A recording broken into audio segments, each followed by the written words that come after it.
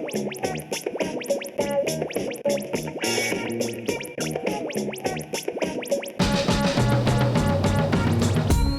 on the pod with Claire. We gon' talk about our problems, our thoughts, and share ways we can just pause and more often care. And if you lost and scared, baby, pull up a chair. Kindness, caring, loving is the mission. As long as we all stick together, we can make a difference. I'm down with everybody, so I'm paying it forward. Only positivity, so I know you enjoying it. Know the podcast about to start soon. Hope you like pop culture, 90s cartoons. Down with the locals like who know better. Round like Slodoko and Boo Boo Records. Yeah, know the podcast about to start soon. Grab your wood stocks and you bang the drum roll. Here we go, get ready to laugh. Put your headphones on, kick back and relax. Hello, it is my absolute pleasure to introduce my interview this week with the best-selling author Hal Elrod. Please listen to my talk with him as he discusses his newest book, The Miracle Equation. I cannot believe my luck in being able to interview such an amazing person.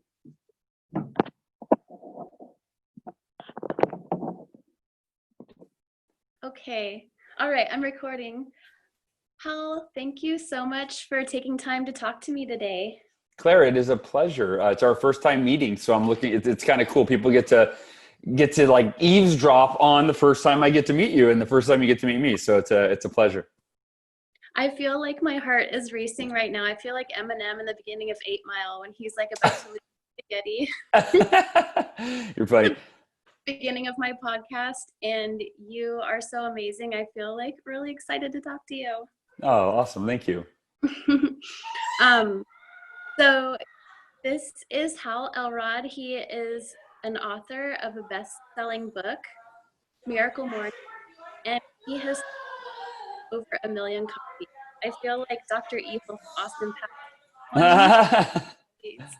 And he has an amazing community on Facebook that all these people are helping each other to work towards their best selves. And he has a new book. It's called The Miracle Equation. And I'm so excited to talk about this amazing book. So Hal, do you want to share what your definition of a miracle is? Yeah, I appreciate that. And I think it's a good place to start because I think miracle is a really loaded word, right? You know, it's kind of, either it's thought about in a religious context, which, you know, for many people is fine, but for some people they go, you know, they may not be religious. I like to define it in a way where it applies to all of us. I also think that the reason it has a bad rap more than anything is it's thought of in a really kind of random, unpredictable, passive way, right? Like you know, oh, a miracle came out of nowhere. You can't predict miracles. You know, if you want a miracle, you pray and then you wait and you hope. I'm not big on passivity, right? I'm not big on praying and wait. Not that I'm against praying, but I'm not big on waiting. I'm not big on sitting back and waiting for something or someone outside of yourself, even if it's God, to come and save us, right? I'm all about us taking action and doing things that are in our control, taking responsibility for our lives and the direction that we're headed. And so for me, here's my definition of a miracle is any meaningful outcome beyond the realm of what you believe is probable for you. I'll say that again, and then I'll kind of define it. Any meaningful outcome beyond the realm of what you believe is probable for you. So meaning a big goal or a dream or a challenge that you have to overcome that you've never achieved or overcome before. So in doing so, it feels like a miracle, right? And for me, I've had, you know, the first miracle, if you will. Well, first of all, we're all born a miracle, right? And then we kind of seem to lose sight of the miracle that we are living, which is this life. And for me, when I was 20 years old, I was hit head on by a drunk driver. I died for 6 minutes. I was in a coma for 6 days. And when I came out of the coma with 11 broken bones, I was told I would never walk again. And so my first major miracle was I decided I would maintain unwavering faith and put forth extraordinary effort to walk again. And 3 weeks later, the doctors came in. I mean, literally 3 weeks after I died and broke my bones, the doctors came in with the routine x-rays and they said, Hal, we don't know how to explain this, but your body is healing so quickly that we're going to let you take your first step today in therapy. and even me being optimistic was thinking that was like a year off, not 3 weeks later. But I took my first step that day. Years after that, I wrote this book called The Miracle Morning that you had mentioned before. And I wrote it out of a sense of responsibility to share it with other people.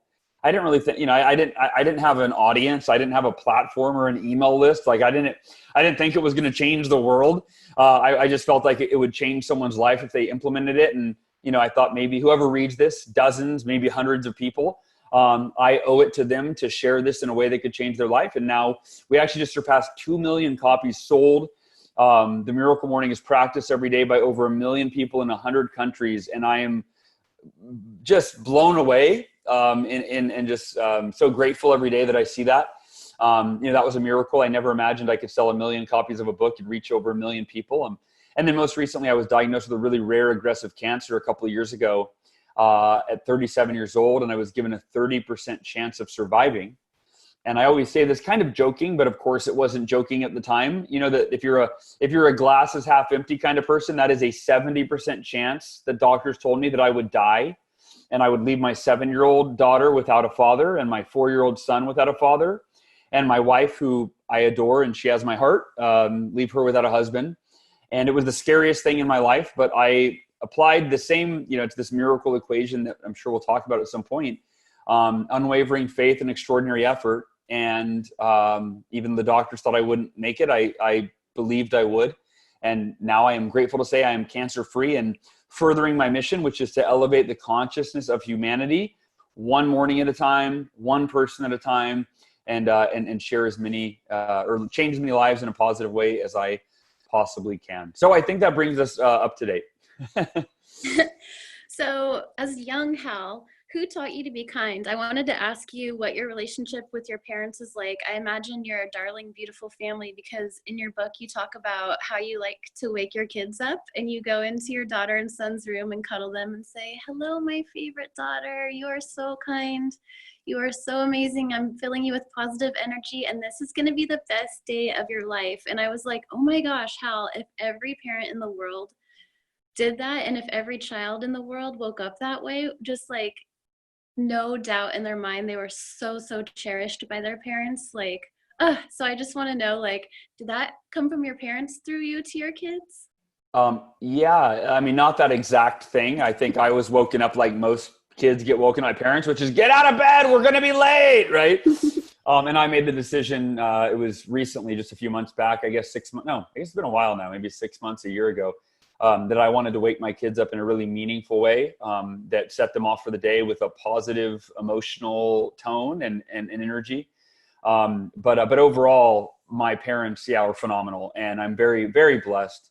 And it does break my heart when I hear people that, that didn't have that relationship with their parents. And of course, you can't change it. You can't let that be the reason that you're, not happy or whatever.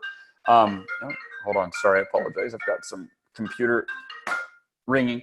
My relationship with my parents is great. And they were really, really loving, awesome, parents. And in fact, it's funny. I had a dream when I started at 19, I started in sales. And because I was one of the company's top sales reps, I was asked to speak at our events.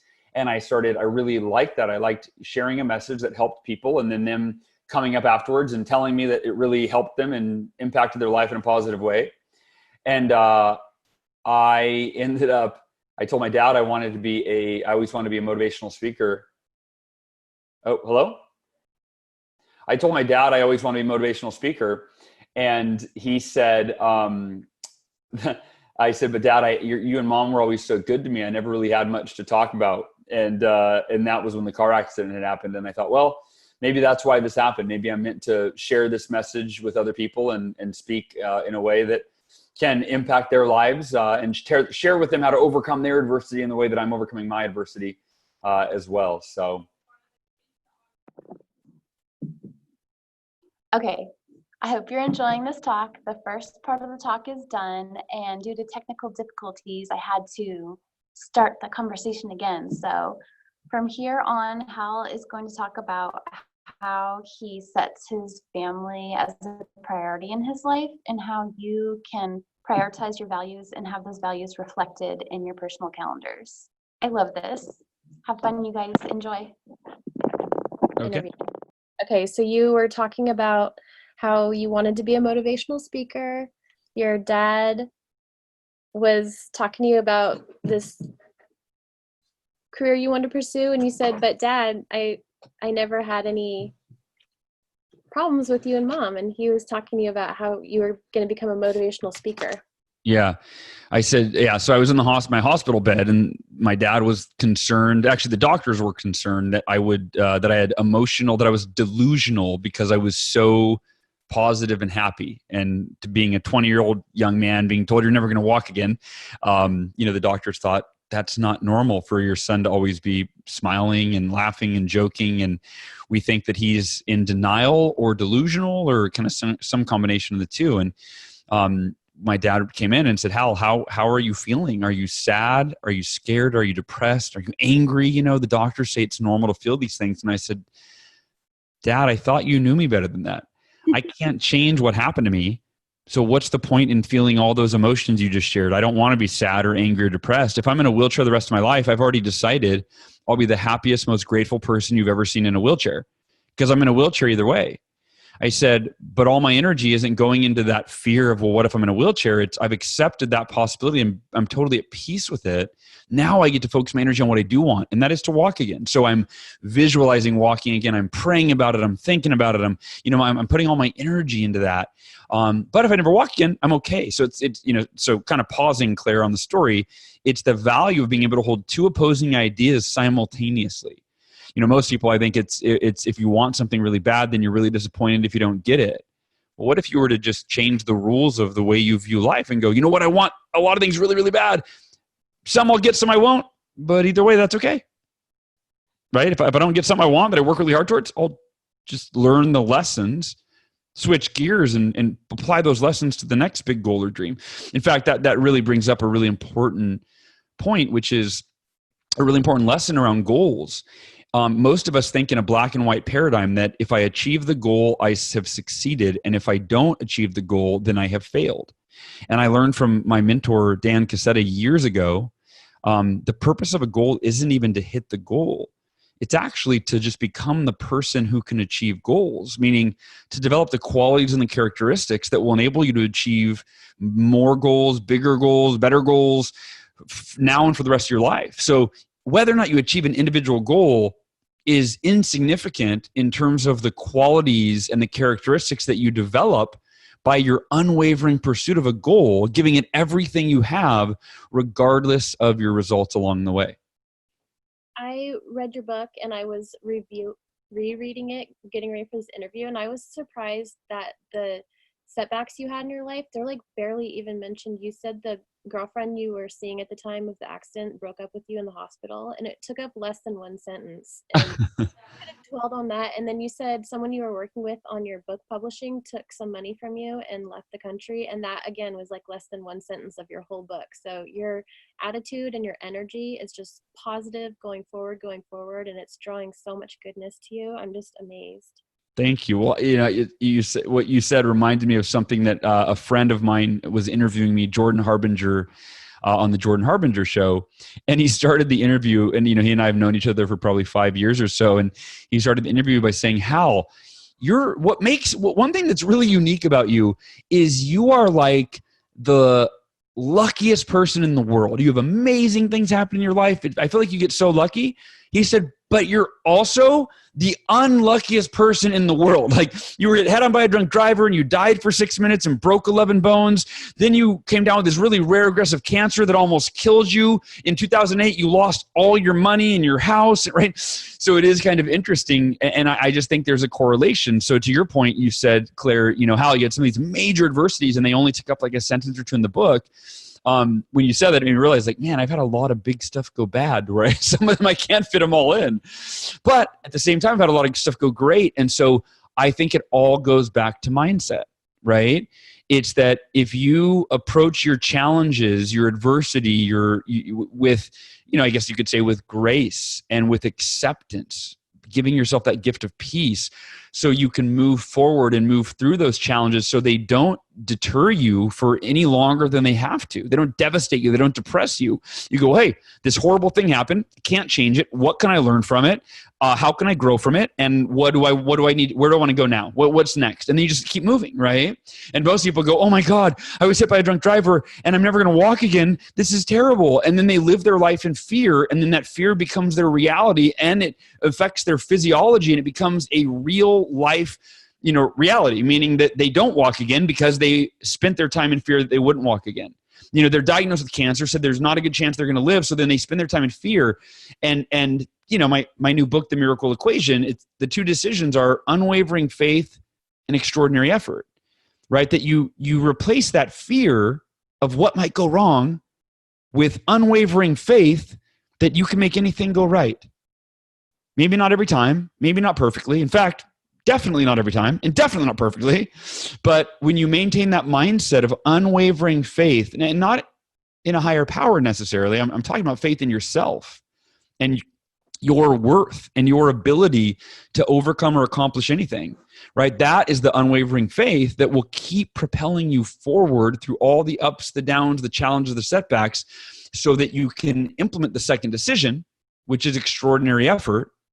And that extraordinary effort doesn't mean you have to work, like sacrifice your relationships and your health and just work all the time.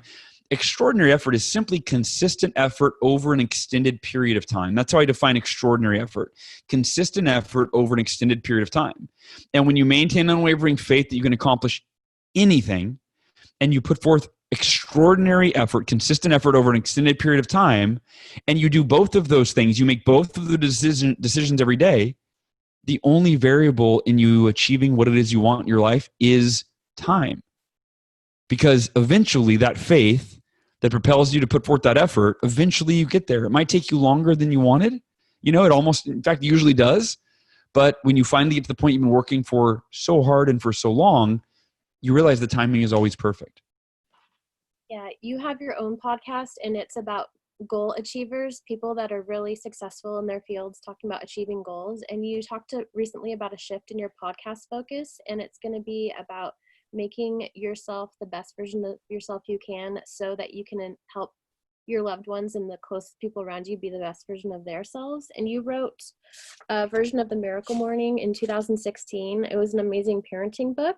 And I saw recently your daughter was brought on stage to introduce you. Yeah. And I want to ask about how, I want to hear you speak to the fact that you have your kids and you are focusing on them and spending time with them and being present, because once the time is gone, it's gone. And how to be the best parent to the kids you can be. Yeah. And I think this is, if you're not a parent, I want to make this really important lesson valuable to all of us and relevant to you, So when I got cancer, I was immediately looking for, okay, what are the benefits? What's the reason? What can I learn from this? The old adage, everything happens for a reason. I think it's missing the most important part, which is that it is our responsibility to choose the reason. And we can choose reasons that discourage us and disempower us, such as life's unfair and I'm a victim and I'm unlucky and whatever. Or we can choose reasons that empower us, like I've stated, which is, I'm going to grow from this. I'm going to learn from this. There's a better version of me on the other side of this adversity, and I'm going to move through it as gracefully as I can, as effectively as I can, so I can get to that version of myself. And so when I got cancer, looking for all the lessons that I could find in it, the biggest one that I got was that I didn't have my priorities in order. And I think this is true for the majority of us, in different ways, depending on who you are and what your challenges are, or what you're working towards. But here's what I mean by that. We ultimately, what we want in our lives is often we choose that short-term pleasure instead of it, right? So the idea is that you have things you value. For me, it was family. If you would have asked me, Claire, what's the most important thing in your life? I would have said, without having to give it a second thought, my family, my wife and my kids. Like, they are the most important thing in my life. This was 2016. And if you would have said, well, hey, can I look at your calendar, at your schedule? You wouldn't have seen alignment in the way I was living my life, the way I was spending my time, and what I said I valued most, right? I value my family, yet why do you work all the time? And look at how many Saturdays did you cancel family time because you had another book coming out, another book you had to promote, another event coming, right? Like something was going on, and you chose that over taking your kids to the park. I did, but I wasn't aware of that. I really believed my family's number one. I believe it in my heart, soul, mind, you name it. But my schedule told a different story. And so you have to look at, or my behavior, you could say, told a different story. And so you have to look at that in your life. And whenever I speak to a group of entrepreneurs, and this is true for whether you're an entrepreneur or not, I say, how many of you would say your family is number one? And all the hands go up. And I say, if I looked at your schedule, would that be obvious to me? Mm-hmm. And almost none of the hands go up. And I go, look, some changes it sounds like need to happen in your life as have happened in my life, so that what you believe in your heart are your top priorities, that those are reflected in how you spend your time. And I'll give one other example, which is most people would say health is a priority, right? Yeah, I want to have a lot of energy. I want to be healthy. I want to live a long life. I don't want to get disease or, that sort of thing.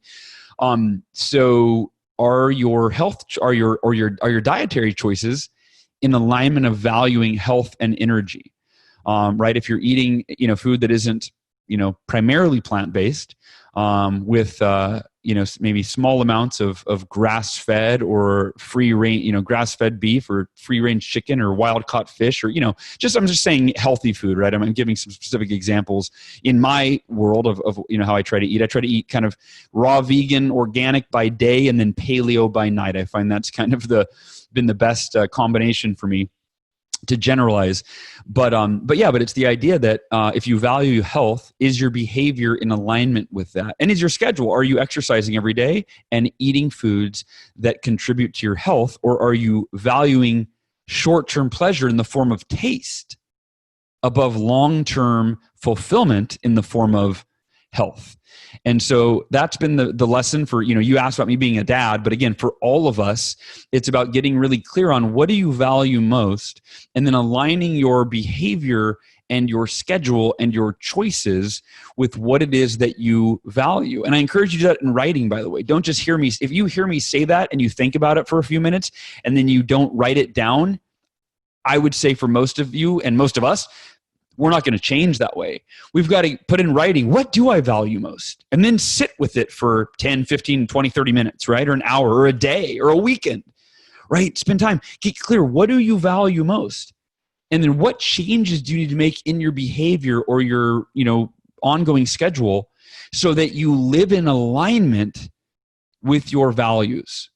And I think that's one of the most important things that we can actively do in writing, in our schedule, make commitments, make changes so that we live in alignment with our values. And then when you do that, it might be hard at first, like, I don't want to eat a salad. I don't have time to spend going to the gym. I need to work, or whatever it is for you, right? At first it's challenging, but every time I'm just telling you, every time you live in alignment with your values, every time you do the thing, you go to the gym. You may not want to go to the gym on the way, but after you're done, I guarantee, it's been said, nobody likes going to the gym. Everybody loves the feeling of having gone to the gym, right? You might not like eating the healthy food, I can't but imagine. love the feeling of having eaten the healthy food. Go ahead. What'd you say? Just an average person, there's so many things that are tempting you, from your cell phone to Netflix, yada, yada. But someone who, with all these offers coming your way that are, network television and stuff, for you to focus on your family is really inspiring to me. And you recently took your daughter on a daddy-daughter vacation, and that is something that is going to be really memorable for her. And you had your son, and you did a son-dad day, and you asked him, whatever you want to do, I'll do it. But like you said, if you're not a parent, and if you say, I love my parents, but yet you go months or years without seeing them, and you don't make the time to take your dad out to lunch or your mom out to a movie, like, that's super important, and it's super doable too if you focus on it. Yeah. And you have to make it a priority, right? Yeah. And to your point, I think that as a parent, your kids are arguably number one, and or your spouse, and you can discuss that in different contexts and say, no, well, the spouse has to be first and then the kids, but either way, family number one. And also, I realized one of the things on my cancer journey is not just my kids, but the human beings who I am a kid to, right? Who arguably, there's less time even available with those folks, and those folks being our parents, of course, and realizing that how important it is for them. I've realized I'm still their baby, and I think the way I love my kids is the way my parents love me. It doesn't matter how old I get. And I thought, they probably don't want to bother me, but I realized I really got in my, I really tried to get empathetic and go, if I know my mom, I know my dad, if they could have anything, what do they want? And then I eventually asked them, but at first it was just, what do they want? I go, I bet they want to spend more time with me. I bet they wish I would call them more. I bet they'd love to see me more often. I bet they'd love if I FaceTimed once a week with the grandkids. Those are all things that are easy. That's not hard, right? An extra hour a week or whatever, right? If that, half an hour a week. And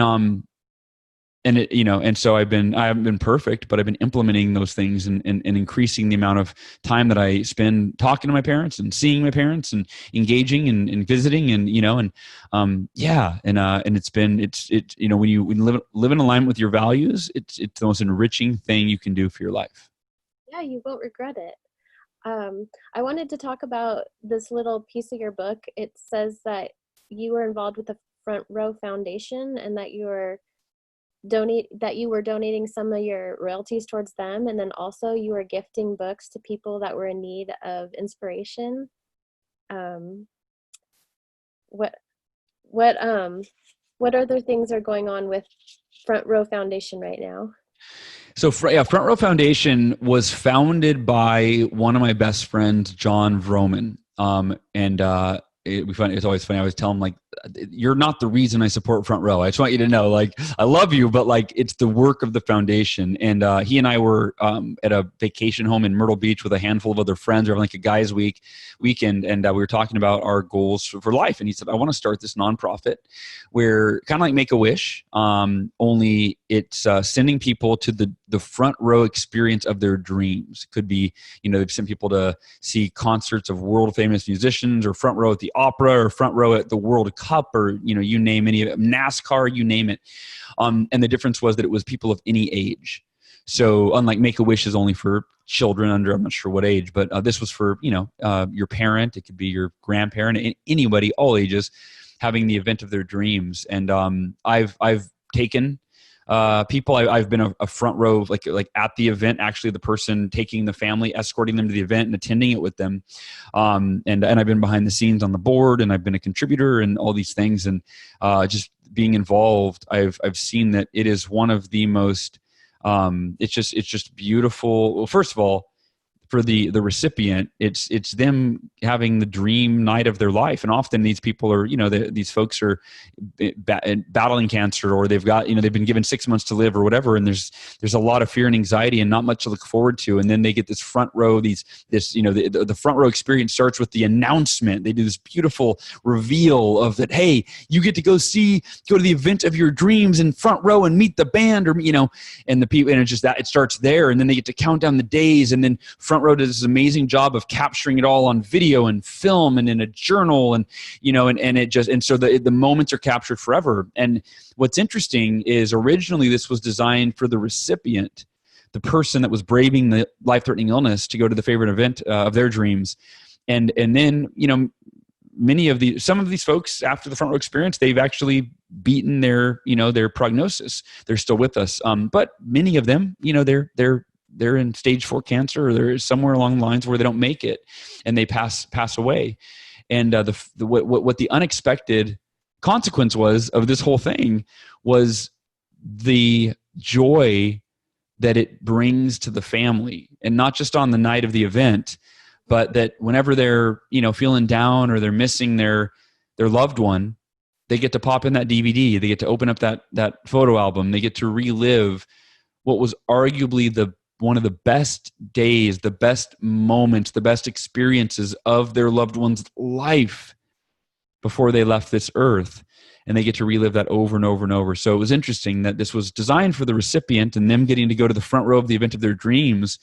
But what the Front Row Foundation has found unexpectedly is that, wow, it's arguably just as beneficial, if not even more beneficial, for the family and the friends and the loved ones of the person that received the experience. Thank you so much for speaking about that, Hal. If anyone's interested, please go check out their website. Yeah.